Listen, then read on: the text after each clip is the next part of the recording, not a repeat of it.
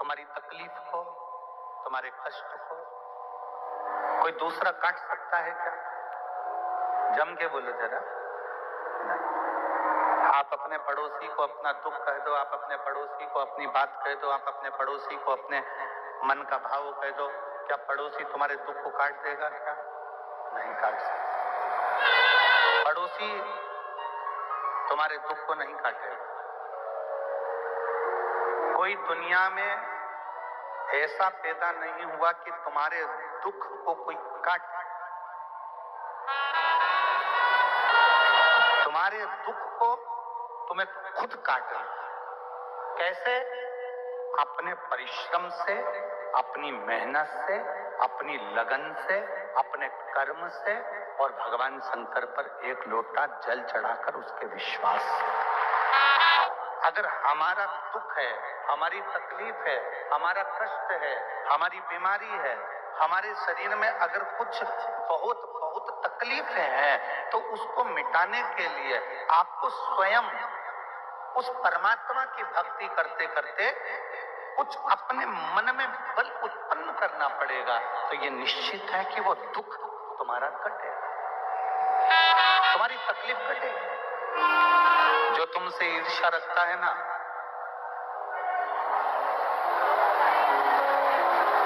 वो जिंदगी में तुम पर कितनी भी बद्दुआ दे दे, तुम्हारा बाल बांका नहीं हो सकता। जो तुमसे नफरत करता है ना, वो तुम्हारे को दिन रात कोसे तो भी तुम्हारा बाल बांका नहीं हो सकता। जो तुमसे लड़ता है, झगड़ता है और झगड़ा करने के बाद तुम्हें बद्दुआ पे बद्दुआ देता है, वो बद्दुआ भी तुम पर कुछ नहीं कर सकता। दुनिया में दो बद्दुआ ऐसी है जो तुम्हें बर्बाद कर देती है। एक आपकी स्वयं की बद्दुआ। बीमार पड़ गए, हॉस्पिटल में अपने आप को कोस रहे, इससे तो मर जाऊं तो अच्छा है, बहुत तकलीफ भोग रही हूं, काहे का जीवन दिया भगवान तूने, मुझे तो परेशान कर दिया भगवान तूने। जितना अपने आप को हम बद्दुआ देते हैं, जितना हम अपने आप को कोसते हैं, उतना उतना हम अपनी जिंदगी नरक जैसी निकालते हैं। मरते तक आपको भोगना पड़ता है। अपनी स्वयं की बद्दुआ अपने को लगती है।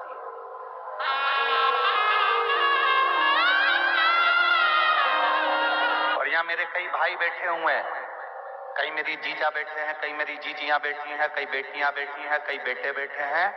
कोई एग्जाम में अगर आप फेल हो गए, कोई एग्जाम में आप निकल नहीं पाए, कोई परीक्षा में आप उत्तीर्ण नहीं हो पाए, कोई परीक्षा में आप रह गए, कोई परीक्षा आपकी छूट गई है, कोई बात नहीं, अपने आप को कोसिए मत। आप अपने आप को मत कोसिए। और कई मेरी जीजियां बैठी हैं, कई मेरे जीजा बैठे हैं, बेटियां बेटे बैठे हैं, ये स्मरण में रहे नहीं, अपने स्मरण में ये लेकर आओ। कई पत्नियां अपने आप को कोसती हैं, कहां फंस गई मैं तो शादी करके, मेरी तो जिंदगी नरक हो गई, मेरे तो ये पहचान इसका फल क्या हो सकता है, कैसे जीवन को आप नरक जैसा जी सकते हो, अपने आप को कैसा कैसा कैसा जीवन वो जिएगी, उसको नहीं मालूम।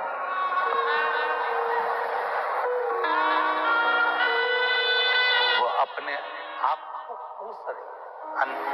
किसी की सामर्थ्यता नहीं, किसी की सामर्थ्यता ऐसी नहीं है कि कोई जो तुमसे ईर्ष्या रखता है, जो तुमसे नफरत करता है, जो तुमसे बहुत जलन रखता है, वो तुमको कितनी भी बद्दुआ दे दे, उसका कोई फर्क नहीं पड़ेगा,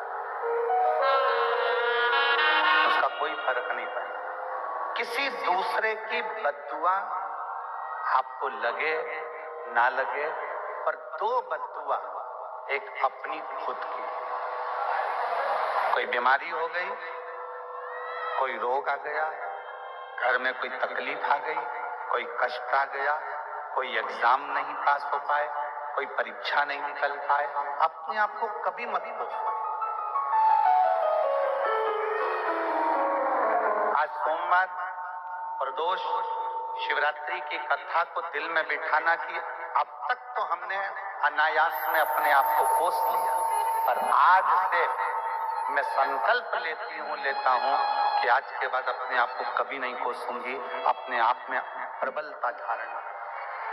कई लोग दिन में मेरे तो भाग्य फूटे हैं, मेरे तो यही भाग्य हो गए, मेरे तो ऐसी किस्मत हो गई, मेरी तो वैसी किस्मत हो गई। अरे कितने किस्मत वाले हो, भगवान ने 2 हाथ, 2 पांव, 2 नेत्र, 2 श्रवण, जिह्वा देकर भेजी है। खुश हो, उसको देखो जिसके हाथ पैर तक नहीं है और रेंग कर चल रहा है। उसको देखो जो मुंह से बोल नहीं सकता, उसको देखो जो देख नहीं सकता, उसको देखो जो सुन नहीं सकता। अपने आप में प्रसन्नता धारण। एक बहन ने कहा कि हमारी पड़ोसन हमको दिन रात गालियां देती है, ताने देती है, झगड़ा करती है, दिन भर कोसती रहती है, उसकी बददुआ तो हमको नहीं लगेगी। फिर निवेदन है, कंपटीशन में, ईर्ष्या में, विवाद में, जलन में अगर कोई तुमको बद्दुआ भी दे रहा है तो वो बद्दुआ तुम्हें कभी नहीं लग सकती है, कभी नहीं लगेगी।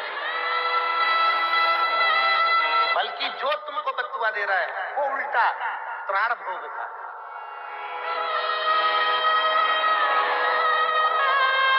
किसी सच्चे व्यक्ति पर, किसी सत्यवान व्यक्ति पर, किसी अच्छे व्यक्ति पर कथा आती है। एक बड़ा सुंदर प्रसंग आता है। राजा, मद्र देश के राजा अश्वपति,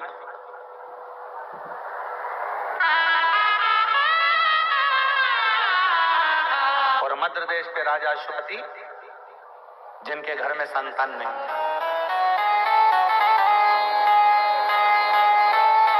और अश्वपति केवल मां भवानी दुर्गा की आराधना करते थे, केवल देवी की आराधना।